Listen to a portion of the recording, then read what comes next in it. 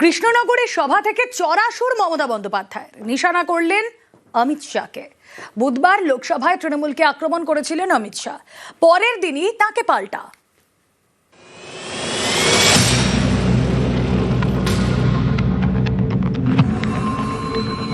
এখানে একজন স্বরাষ্ট্রমন্ত্রী আছে, তিনি করতে পারেন না এমন কোনো কাজ নেই। তার দু চোখ দেখলেই মনে হয় ভয়ঙ্কর। এক চোখে তার দুর্যোধন, আর এক চোখে তার দুঃশাসন। সামনের বছর পশ্চিমবঙ্গে বিধানসভা ভোট, তার আগে অনুপ্রবেশ ইস্যুতে রাজনীতির হাওয়া গরম। তৃণমূলকে টার্গেট করে বুধবার লোকসভায় সুর চড়ান কেন্দ্রীয় স্বরাষ্ট্রমন্ত্রী অমিত শাহ। घुसपैठ हो रही है भारत बांग्लादेश की सीमा से। वहां पर कुल 2216 किलोमीटर बॉर्डर है, इसमें से 1653 किलोमीटर बॉर्डर बन चुकी है। अब 563 कहां बाकी रही है मान्यवर मालूम है? केवल और केवल एक राज्य बंगाल।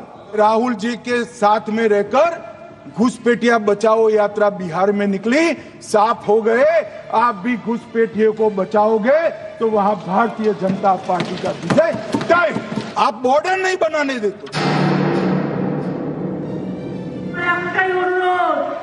বর্ডার এরিয়ায় যেখানে বিএসএফ আছে ওদের ধারে কাছে যাবেন না। এখানে একজন স্বরাষ্ট্রমন্ত্রী আছেন, তিনি করতে পারেন না এমন কোনো কাজ নেই। তার দু চোখ দেখলেই মনে হয় ভয়ঙ্কর। দুর্যোগের বার্তা, দুরভিসন্ধি। এক চোখে তার দুর্যোধন, আর এক চোখে তার দুঃশাসন। তিনি বলে দেয় এদের সব বাংলাদেশি বলে বাদ দিয়ে দাও, এদের রোহিঙ্গা বলে বাদ দিয়ে দাও। এসআইআরের নাম লেখান ভালো করে। দিল্লি থেকে বিজেপি মার্কা কিছু লোককে পাঠানো হচ্ছে ডিএমদের মাথার উপরে খবরদারি করবার জন্য, আর বলছে 1.5 কোটি লোকের নাম বাদ দিতে হবে। কারণ নাম বাদ দিলে ধর্ণা দিয়ে বসে থাকবো। আসামে কেন হবে না এসআইআর? বিজেপির রাজ্য বলে, আর এসআইআর এর নাম করে মা বোনেদের অধিকার কাটবে। কি মা বোনেরা? নাম কাটলে বাড়িতে সব জিনিসপত্র আছে তো, যেগুলো দিয়ে রান্না করে, নাম কাটলে ধরবেন তো, ছেড়ে দেবেন না তো? ডিএমদের পাশে একটা করে সেন্টারে বিজেপির লোককে বসিয়ে রাখা হবে দেখবার জন্য যে ডিএমরা ঠিক মতো কাজ করছে কিনা। তোমরা কে ভাই? ইলেকশন এখনো ডিক্লেয়ার হয়নি, তুমি ডিএমদের ভয় দেখাচ্ছ, বিডিওদের ভয় দেখাচ্ছ, বিএলওদের ভয় দেখাচ্ছ। নিজের পরিবারদের গুছিয়ে নিয়ে আজকে সব ইয়েস স্যার হয়েছে। 29 কেন? 29-এর আগেই উল্টোবে। 29 পর্যন্ত দিল্লিতে ওদের যেতে হবে না, তার আগেই যাবে, গোল্লায় যাবে।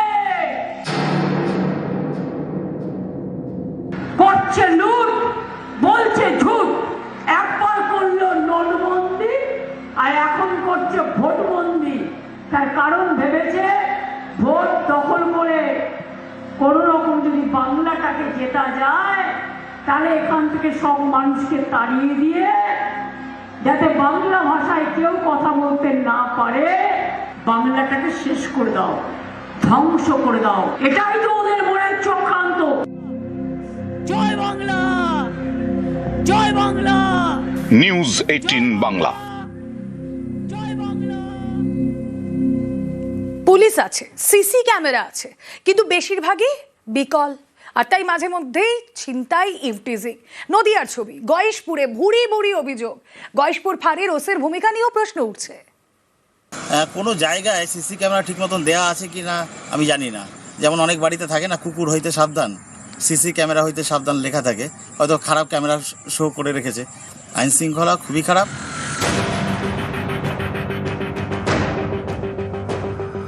নদিয়ার কল্যাণী, এখানে 18টি ওয়ার্ড নিয়ে গয়েশপুর পুরো এলাকা। পুরোটাই গয়েশপুর ফাঁড়ির অধীনে। এলাকায় রয়েছে 64টি সিসি ক্যামেরা।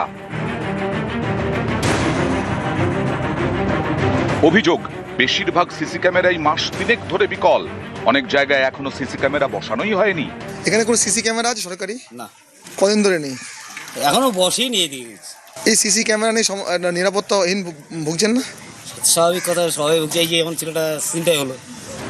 সম্প্রতি টিজিং এবং ছিনতাইয়ের একাধিক ঘটনা ঘটেছে এই গয়েশপুরে। 3রা ডিসেম্বর রাত 12টা গয়েশপুরের হারাধন কীর্তনিয়া দোকান বন্ধ করে বাড়ি ফিরছিলেন। অভিযোগ, আগ্নেয়াস্ত্র দেখিয়ে তার সোনার চেন এবং মোবাইল ছিনতাই করে 3 দুষ্কৃতী। বাধা দিলে তার হাতে কামড় দিয়ে পালিয়ে যায়। পুলিশ জানালেও কাউকে গ্রেফতার করা হয়নি বলে অভিযোগ।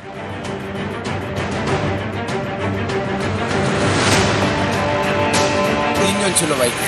আচ্ছা, বেরিয়ে আমি যখন এই সামনে এই একটা বাড়ির পাশে আসলাম, তখন ওরা আমাকে ইউটার্ন নিয়ে আমার পিছন দিয়ে ধরলো। সব মুখ ঢাকা ছিল। তারপরে আমাকে একজন চাকু বার করেছে, একজন পিস্তল বার করেছে। বার করে অনেকক্ষণ ধস্তাধস্তি করে আমাকে মারটার দিয়ে কামড় টামড় দিয়ে আমার চেন আর মোবাইলটা নিয়ে চলে গেছে। থানা অভিযোগ করেছেন? হ্যাঁ, থানায় অভিযোগ করেছে। মানে এখনো পর্যন্ত কোনো সুরাই নেই।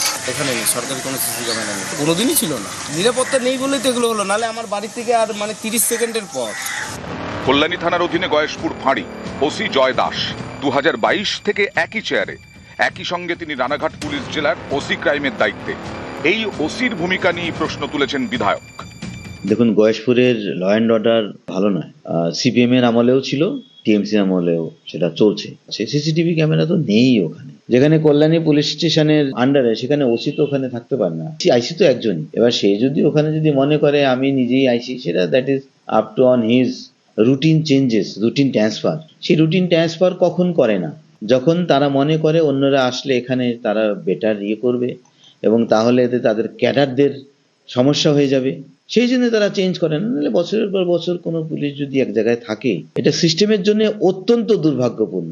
বিক্ষিপ্ত কিছু ঘটনা আছে, যেমন আমি নবারুণ সঙ্গের মোড়ে একটা স্ন্যাচিং এর কেস হয়েছে, তবে সেটার সত্যতা কতটা আমি জানি না।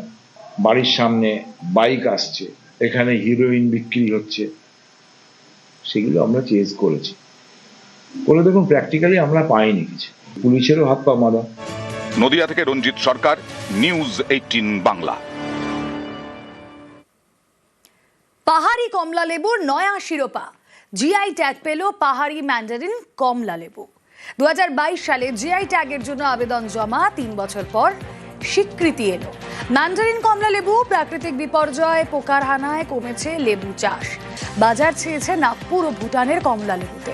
সুদিন ফেরার আশায় দার্জিলিং এর কমলা লেবু চাষিরা।